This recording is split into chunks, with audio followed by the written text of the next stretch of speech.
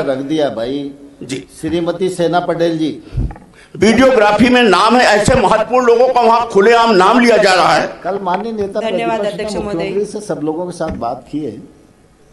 धन्यवाद अध्यक्ष महोदय, मुझे बोलने का अवसर दिया। मैं ये बोलना चाह रही हूँ कि अलीराजपुर जिले जोबट विधानसभा से मैं विधायक हूँ और मेरा प्रश्न इस प्रकार से है। अभी कुछ समय पहले यूथ कांग्रेस का इलेक्शन चल रहा था। रात की 12 बजे का समय था।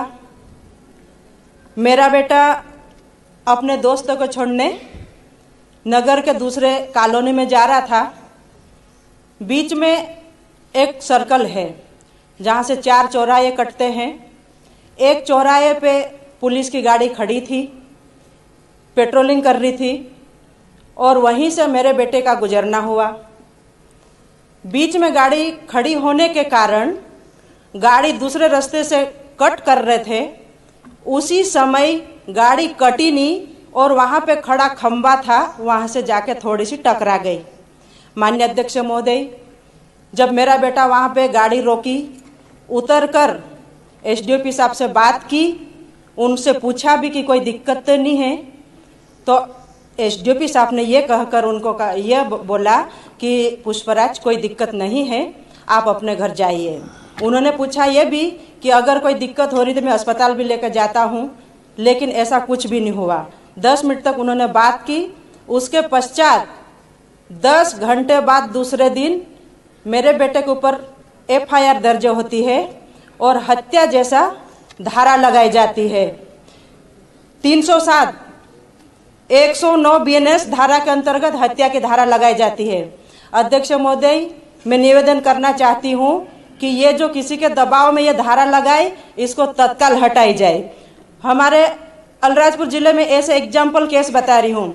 पुलिस थाना अलीराजपुर अपराध क्रमांक 488 2024 में हुआ था, जो कि धारा 281 125 ए 106 बीएनएस 2023 में हुआ।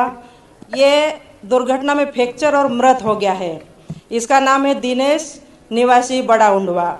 उसके पश्चात दूसरा एक और केस हुआ। कृपया पूरा करिए जी। दूसरा एक और सोंडवा का केस है, जिसमें 304 दुर्घटना में मृत हो गई आईपीएस के तहत कपिल रावत। इसके पश्चात नानपुर थाना का भी है, जिसमें 364 2023 में हुआ है, 300 ए दुर्घटना में मृत हो गई है।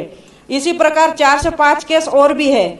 और एक हाल ही में कल झाबुआ की कलेक्टर महोदया जो बाल बची है, वो ड्यूटी पे निकल ही रही थी और अचानक से डंपर आया और उनकी गाड़ी को बुरी तरह से क्षतिग्रस्त कर दिया। और उसके पश्चात उनके ऊपर जो धारा लगी 603 2025-26 281 324 बीएनएस 184 51 130 177 और 1-3। तो माननीय अध्यक्ष महोदय, मेरा ये बोलना पड़ रहा है कि जब ये मृत्यु हो गई, उनके ऊपर वो धारा नहीं लगी, लेकिन मेरा बेटा सिर पर टच हो गया खंबे से, तो उसके ऊपर हत्या वाली धारा लग गई। तो ये दो नियम क्यों है हमारे देश में? मैं ये पूछना चाहती हूँ। कृपया समाप्त करिए। माननीय अध्यक्ष महोदय, जैसा अभय मिश्रा जी के साथ हुआ, आपको भी संज्ञान में लाए हम लोग। एक जनप्रतिनिधि जो सिंगापुर से आए, बॉम्बे आए, वहां से 13 किलोमीटर दूर थे, लोकेशन टावर लोकेशन नहीं है, स्पॉट पे नहीं है, फिर भी इन पे केस लगा। ऐसे ही माननीय हमारी बहन सेना पटेल, सीधा वीडियो उसके अंदर है कि उनका लड़का गाड़ी चला रहा था, नजर हटी, दुर्घटना घटी जो है, तो जानबूझकर नहीं गाड़ी चलाई, स्पष्ट है उसमें, फिर भी पुलिस ने 307 लगा दी। तो माननीय अध्यक्ष महोदय, ये पुलिस वहां पे रीवा में घुस के वह थाने के अंदर अभय मिश्रा पे केस दर्ज करवा रही है, आपके कोई पूर्व विधायक, कोई त्रिपाठी जी, वो तो ये स्थिति क्या हो रही? क्या विपक्ष की आवाज को दबाने का प्रयास किया जा रहा? उनके ऊपर कोई मामला नहीं बनाया गया। माननीय अध्यक्ष महोदय, मेरा आपसे अनुरोध है कि इस प्रकार की अगर पुलिस अगर कार्रवाई कर रही है या किसी कारण कर रही है, तो मैं समझता हूं कि ये हम जनप्रतिनिधियों के लिए फिर क्या शर्म की बात है? क्या फिर अगर हम लोग लाठी उठाएंगे तो फिर आप बोलोगे धारा 353 लगा, शासकीय कार्य बाधा, फिर अटैक की हम पे लगेगी। क्या करें हम लोग? शांतिपूर्वक क्या हम बात नहीं कर सकते क्या? ये हम चाहते हैं कि इन पे इन दोनों के इसके मामले में इंक्वायरी हो। अभी आर्य मसूद जी के वहां पे स्कूल तोड़ने चले गए थे, वहां पे मतलब किस प्रकार से दबाव जब बनाया जा रहा।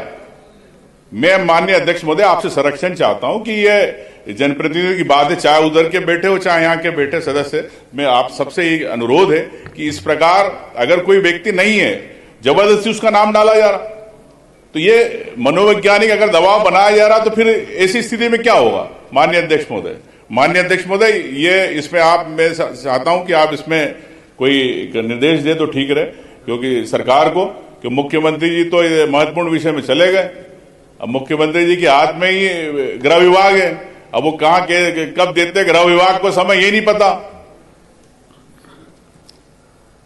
मैं समझता हूँ नेता प्रतिपक्ष